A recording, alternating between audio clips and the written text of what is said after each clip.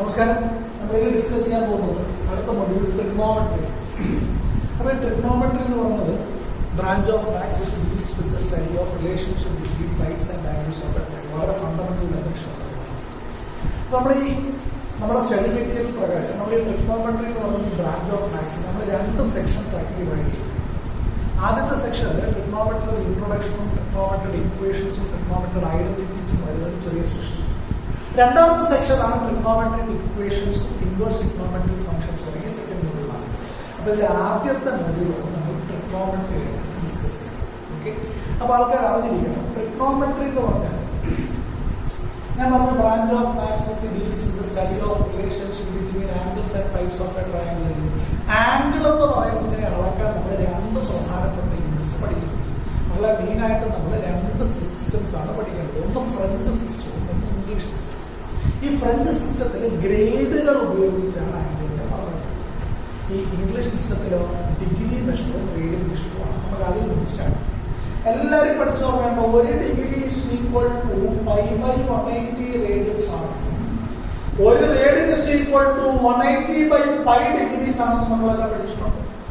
1 ഡിഗ്രിയെ 60 minute ആയിട്ടും 1 മിനിറ്റിനെ 60 seconds ആയിട്ടും divide ചെയ്യാമെന്നും വളരെ ഫണ്ടമെന്റൽ ആയിട്ടുള്ള കാര്യങ്ങൾ പഠിച്ചു.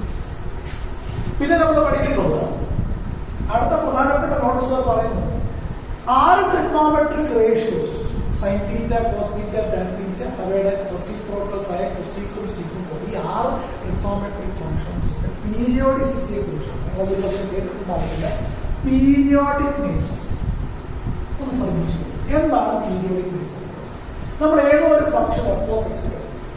ആ തന്നിരിക്കുന്ന ഫംഗ്ഷനെ ഞാൻ എടുത്ത് പഠിച്ചപ്പോൾ f of x plus t is equal to f of x എന്ന് കിട്ടും. അതായത് ഈ ഇന്റർവെല്ലിന് ശേഷം ഈ ഫംഗ്ഷന്റെ വാല്യൂ റിപ്പീറ്റഡ് ആയിട്ട് ഫീൽ ചെയ്യും.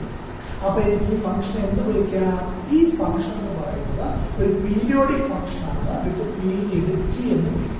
നമ്മൾ ഫംഗ്ഷൻസിലൊക്കെ ഡീറ്റെയിൽ പഠിക്കും. Periodic function, period t.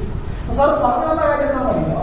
എല്ലാ ട്രിഗ്നോമെട്രിക് ഫംഗ്ഷൻസും പീരിയോഡിക് ആണ്. എല്ലാ ട്രിഗ്നോമെട്രിക് ഫംഗ്ഷൻസും പീരിയോഡിക് യൂണിറ്റ്സ് ആണ്. അവയുടെ വാല്യൂ നിശ്ചിത ഇന്റർവെല്ലിന് ശേഷം റിപ്പീറ്റഡ് ആയിക്കൊണ്ടിരിക്കും. ഉദാഹരണത്തിന് സൈൻ 360 പ്ലസ് തീറ്റ എന്താ നമ്മൾ പഠിച്ചിരിക്കുന്നത്?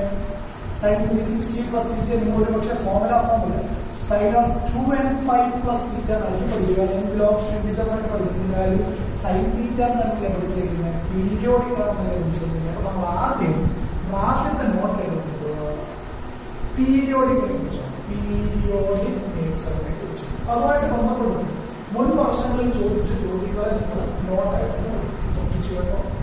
Sign theta, cos theta, tan theta, sine theta, cos theta, cosec theta, sec theta, ഈ 4 ട്രിഗ്നോമെട്രിക് ഫംഗ്ഷൻസ് പീരീഡ് 2π റേഡിയൻസ് അഥവാ 360 ഡിഗ്രി ആണെന്ന് പഠിച്ചോളാം. സൈൻ, കോസ്, കൊസീക്, സീക് തുടങ്ങിയ ട്രിഗ്നോമെട്രിക് ഫംഗ്ഷൻസിന്റെ പീരീഡ് എത്രയാണ്? 2π റേഡിയൻസ് ആണ്. അപ്പൊ സാർ ടാൻ തീറ്റയുടെയും കോട്ട് തീറ്റയുടെയോ അത് π റേഡിയൻസ് ആണെന്ന് പഠിച്ചു വെച്ചു. ആദ്യം നമ്മളെന്താ വിളിച്ചത്? ട്രിഗ്നോമെട്രിക് ഫംഗ്ഷൻസിന്റെ പീരീഡ് വിളിച്ചു. ഇനി പീരീഡുമായിട്ട് ബന്ധപ്പെടുത്തി അറിഞ്ഞിരിക്കേണ്ട രണ്ടാമത്തെ നോട്ട് പഠിച്ചു വെച്ചോളാം. ഒരു പരീക്ഷയ്ക്ക് ചോദിച്ചാണ് what is the period of sine square theta എന്ന് ചോദിച്ചു. Find the period of sine square theta എന്ന് ചോദിച്ചു. ഇത് ചെയ്യാൻ ഒരുപാട് ടെക്നിക് ഉണ്ട്. എങ്കിലും നമ്മൾ ഇതിന്റെ ഷോർട്ട് കട്ട് കൊടുക്കും. എങ്ങനെ ഷോർട്ട് കട്ട് കൊടുക്കുന്നത്? നമ്മളെ sine raise to n theta ആണോ cos raise to n theta ആണോ ക്വസ്റ്റ്യൻ ചോദിക്കും. Find the period of sine raise to n theta ആണോ cos raise to n theta ആണോ ക്വസ്റ്റ്യൻ ചോദിച്ചത്. നിങ്ങൾ n ഓഡാണോ ഈവൻ ആണോ എന്ന് ചെക്ക് ചെയ്യും. n ഓഡാണോ ഈവൻ ആണോ എന്ന് ചെക്ക് ചെയ്യും. n ഓഡ് ആണ് എങ്കിൽ പീരീഡ് എന്ന് പറയുന്നത് 2π റേഡിയൻസ് ആണ്. n ഈവൻ ആണെങ്കിലോ π റേഡിയൻസ് ആണ്. നമ്മുടെ ആൻസർ എത്ര? സൈൻ സ്ക്വയർ തീറ്റയുടെ പീരീഡ് എത്ര? π. എങ്ങനെ π എന്ന് എഴുതാൻ പറ്റി? സൈൻ റേഷ്യോ n ഫോമിലാണ്. n ഈവൻ ആണെങ്കിൽ π യും n ഓഡ് ആണെങ്കിൽ 2π റേഡിയൻസ് ആണെന്ന് മനസ്സിലാക്കി.